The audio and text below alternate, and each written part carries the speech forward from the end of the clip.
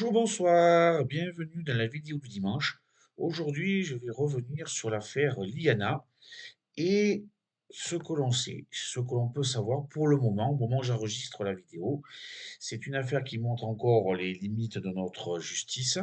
Donc, je pense que c'est un peu intéressant quand même de revenir dessus et de mettre en avant nos limites, nos dysfonctionnements, la surcharge enfin, je sais pas quoi, ce qui peut être la surcharge de travail, trop de travail pour peu de monde ou trop pour pas assez, enfin je sais pas.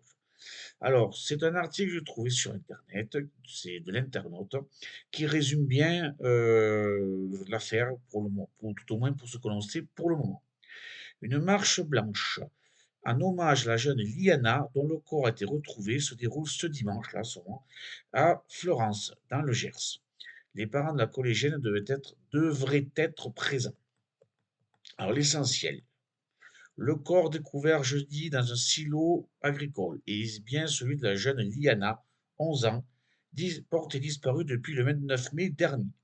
L'autopsie a permis de confirmer qu'il s'agissait bien de la collégienne. L'identification de la victime est confirmée, a déclaré vendredi le procureur de la République d'Agen. Les causes de la mort restent à ce stade indéterminées. On demande bien où je parle, hein.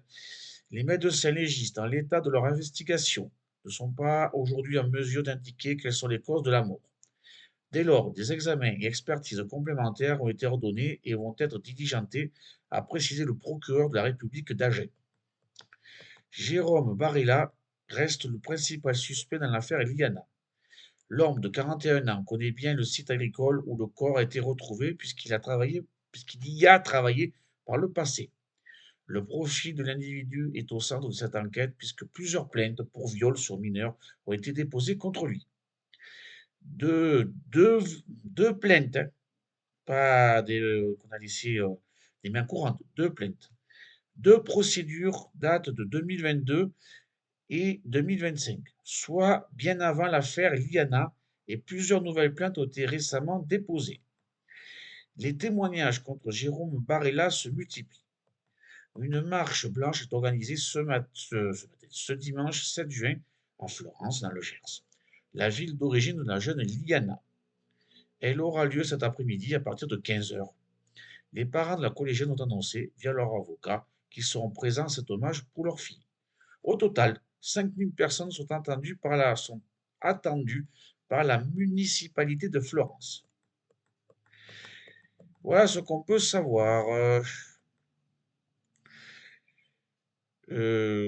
Dernier mot, au moment où j'enregistre, nous t'aimons tellement les mots de la famille de Liana. La famille de Liana s'est exprimée dimanche, aujourd'hui, lors de la marche blanche organisée en hommage à la jeune fille. La tante de la collégienne a lu une lettre écrite par la mère de la victime. Alors je cite, hein, ma fille doit être tellement émue de voir tout ce monde rassemblé spécialement pour elle. Elle a aussi parlé d'un drame abominable lors de cette prise de parole. Pardon pour tout ce que tu as vécu, nous t'aimons tellement. Alors voilà ce qu'on peut dire pour le moment. On ne sait pas encore beaucoup de choses. Le monsieur n'a pas parlé. Il a été suivi ouais, oui, ça n'a pas été suivi des faits. Deux plaintes quand même. Celle de 2022 quand même, il aurait pu être poursuivi quand même. Il aurait pu paraître. Enfin, je sais pas moi ce qui se passe avec cette justice. Je saurais pas expliquer quoi. Je peux pas dire. Je n'en sais rien. J'ai pas les mots pour expliquer ce qui peut se passer, ce qui peut se passer à la tête des gens. Moi, c'est plutôt trouver des raisons. Qu'est-ce qu'on va dire pour trouver des raisons? On va qu'il faut remettre la peine de mort, bien sûr. Moi, je serais pour remettre la peine de mort. Tu mets la guillotine sur la place d'un jeune, quoi, et hop, on coupe la tête. Alors, je sais ce qu'on va me dire, hein. On va me dire, oui, oui, mais ça n'empêchera pas. Ça n'empêchera pas. Je reviens toujours à ce que je disais aux arguments de Robert Badinter pour la suppression.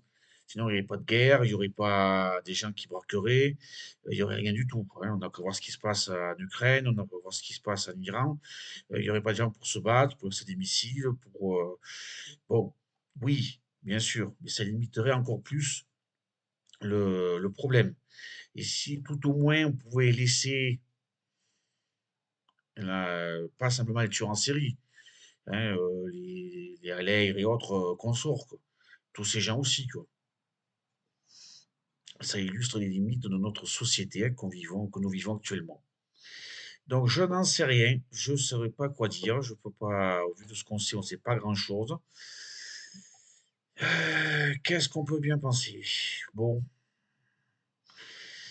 je suis de tout cœur avec la famille, ça ne changera pas grand-chose, je pense bien à vous, vous n'êtes pas tout seul dans ces moments-là. Je dirais, c'est tout, moi j'ai pas les mots, quoi. Je peux dire tout ce que je peux. N'oubliez pas de mettre un j'aime et à la semaine prochaine, en espérant que notre société arrive mieux à gérer ce genre d'individus. Si on pouvait s'en débarrasser, ça serait bien. Mais enfin bon. Au revoir, à la semaine prochaine.